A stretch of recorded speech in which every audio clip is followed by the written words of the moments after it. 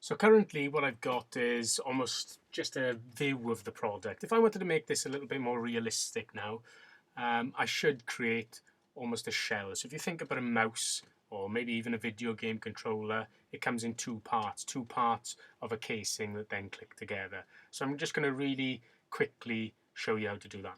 So I've got the mouse body. First of all, what I'm going to do is create a cut going through it, and I'm going to decide where to make the cut in a moment. So if I view it from the side, and I'm going to click on the right plane, click on sketch, and I'm going to draw a big rectangle until it goes just above that fillet there, and I'm going to press green tick. If I now do an extrude, remove, and select the sketch that I want to remove, make it symmetrical, drag it across the entire product, and press green tick. You might be thinking, where's my mouse gone? Well, bear with me and I'll show you what I'm doing. If I now create a duplicate of that part, so it should come up as mouse body, there you go, copy. So let's rename that. This is now going to be my mouse body top. So if I select that tab,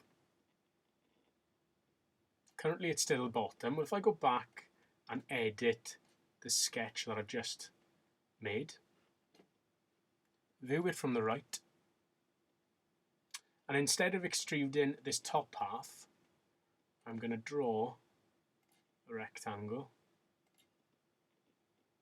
on the bottom half. Doesn't really matter that that's not 90 as long as it joins up accurately. And if I now trim these top three lines,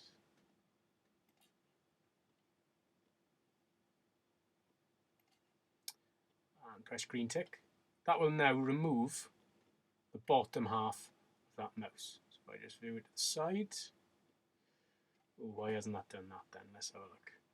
Let's tell you what, let's delete the extrude and try that again. So if I click on extrude, looks like that's an construction line. So let's go back in and edit that. Not sure why that's come up as a construction line. Okay, I think because it's a hidden line. So let's click on isometric again, and let's just try and do the extrude again. So extrude, remove, and just like I did a moment ago, extrude that part of the sketch. Right, okay, now it's worked this time. So it's now extruding. Little bug there by the looks of it. I need this extrude symmetrical. Green tick. So now what I've got is the top part of my mouse and the bottom part of my mouse. So that's how the product would be in real life. The only thing is, what I need to do now is shell the interior of that. Now there's a feature for that at the top. I click on shell, select the bottom face of this mouse, select the size of the thickness. Well, I'm quite happy with 2.5. If I go to my mouse body, which is the lower half, again, click on shell. Now there might not be much to shell here because it's 2.5. Yeah, it doesn't resolve. So let's bring that down. Let's see just if we can show it. Let's bring it down to 1. I can always go back and change my other one to 1. So because this isn't a particularly deep product, it's not actually showing the shell, but hopefully you get the idea of it there. On this one, on the upper half, so that's how I would shell a product. Now if I wanted to show a split line going around the product, so normally if you think about, I don't know, maybe an Xbox controller or PS4 controller, you'd normally be able to see where your split line is. Just to show off that split line, I'm going to create on this surface a very small chamfer, 0.5. And when I bring the two parts together, then you'll see a split line. So I'll just demonstrate that by doing a very quick new assembly. So assembly 2, let's insert the part. So there's my mouse body, top, right click, let's fix that in position so that doesn't move anywhere. Bring in the bottom half of my mouse, put it approximately into position. And again, rather than using the mates, let's just get you used to turning the mouse over. Put it into position so that it lines up.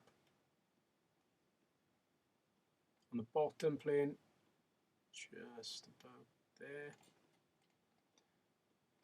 And let's view it from the front. And just bring that up so that it meets the face. And I can use the lines just as a bit of guidance. As I said, we will move on to showing you planes. And you can now see, if I put that in isometric, you can now see the split line. I tell you what, let's turn on perspective so we can make it look a little bit more realistic as well. So we just need to add in our wheel, which I showed you how to do in the last video, so you can do that for your new assembly. And now you've got a slightly more realistic product because you've actually got the casing for it.